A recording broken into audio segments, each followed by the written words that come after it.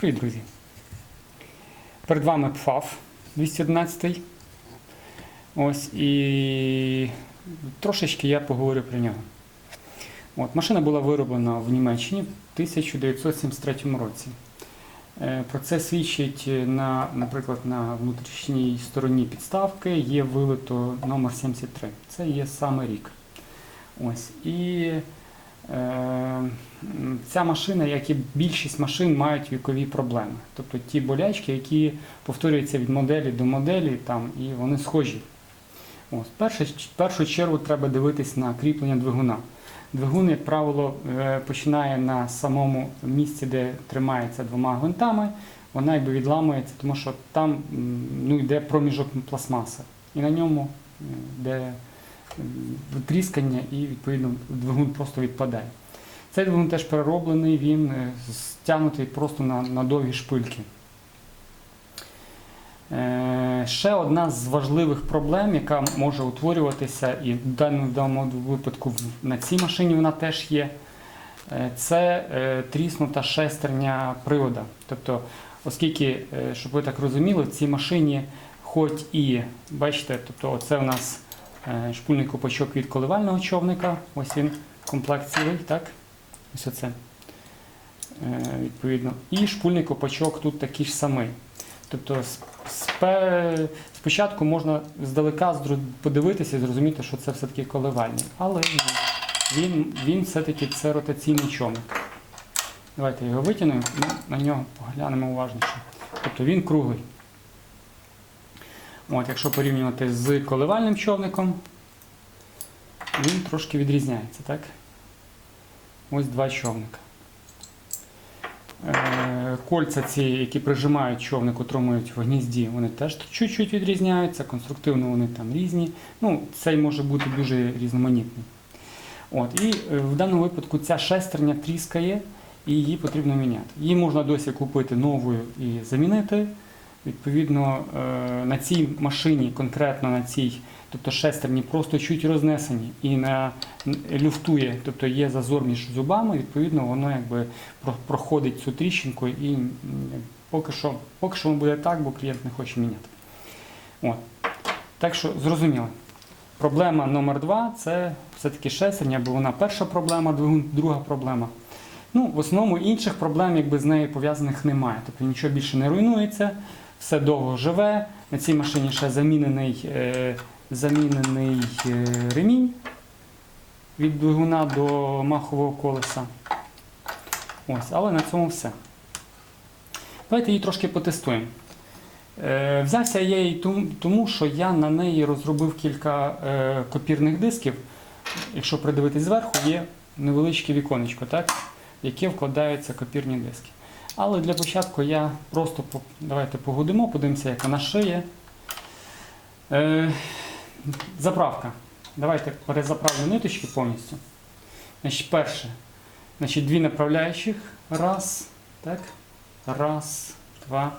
Далі регулятор натягу нитки. Попадаємо між тарілочки, так, і виходимо з компенсаційної пружини. Далі. Ниткопритягувач, защіпаємо за нього, в ній є щілинка. Далі два направляючих, одне, друге. І гачочок спереді. Голка вселяється зрізом в задню частину машинки до упора. Відповідно, коли її знімаєш, до упора дожимаєш. Голка встановлена шмец. 100-й номер, універсальна голка. Так, і заправляємо спереді взад. Давайте я трошки підріжу.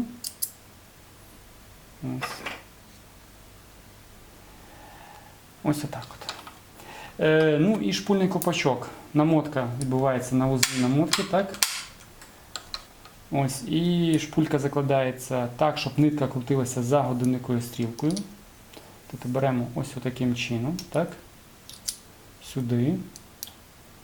І при погойдуванні шпульний ковпачок має спускатись. Не гойдаєш, значить не спускається.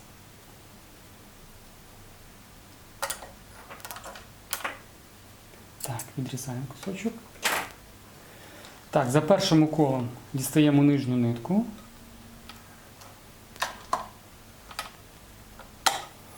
Так, і Далі можемо шити.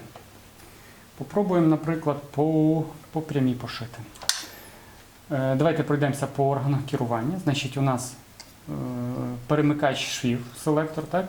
Далі регулятор ширини зігзагу від 0 до 5 мм, регулятор кроку від 0 до 4 мм, так? Рычаг зворотнього ходу і ось тут перемикач висоти зубів. У нас стоїть зараз на двічці, тобто саме високе положення. Розуміло. І став на 0, так, і їдемо прямо. Зворотній хід. Зрозуміло.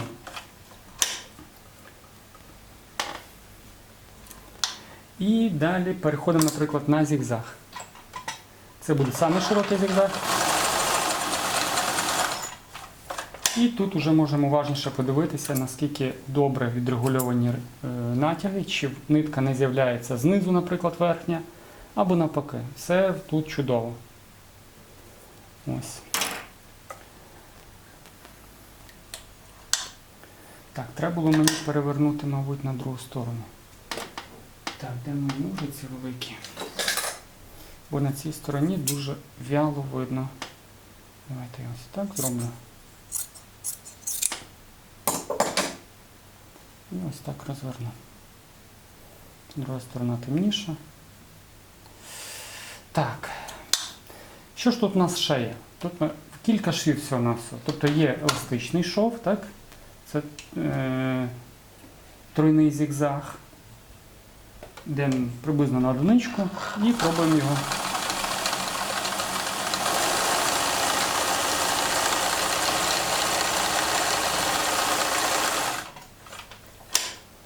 Ось. І у нас є, він у нас називається потайний шов.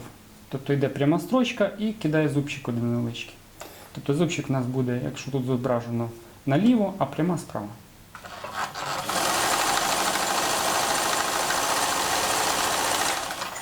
От, на тому і з'їхали.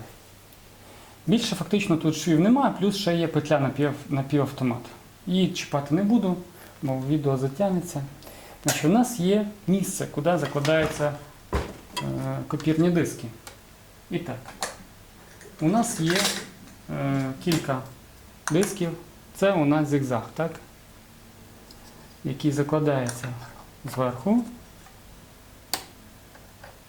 Так. І попадає на своє місце. Закриваємо. Переставляємо на положення на буквочку S. Оскільки у нас там вже зигзаг, відповідно у нас тут буде зигзаг. Я його збільшу, крок збільшив, і у нас фактично є зигзаг, але з копірного диска. Відповідно, я перейду назад, його дістану. Ось я його дістаю і кладу інший, другий номер. Це у нас той самий еластичний шов, тільки він в протилежну сторону дивиться. Так, де там? Все, він сів. І пробуємо, наприклад, поїдемо знову біля того попереднього. Так, ставлю на одиничку, ставлю на S-ку.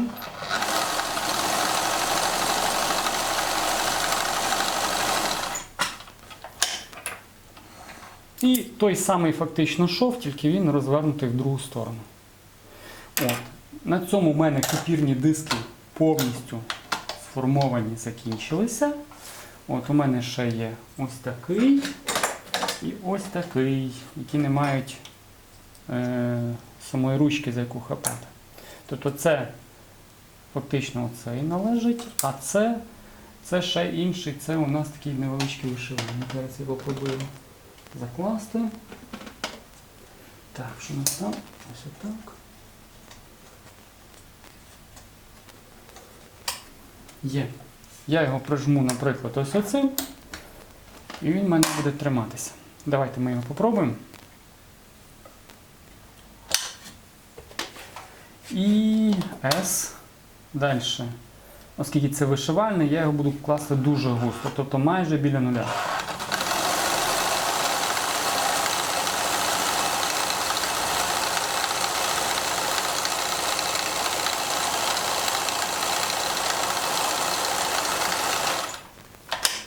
І дивимося, що в нас вийшло. І ось наш шов.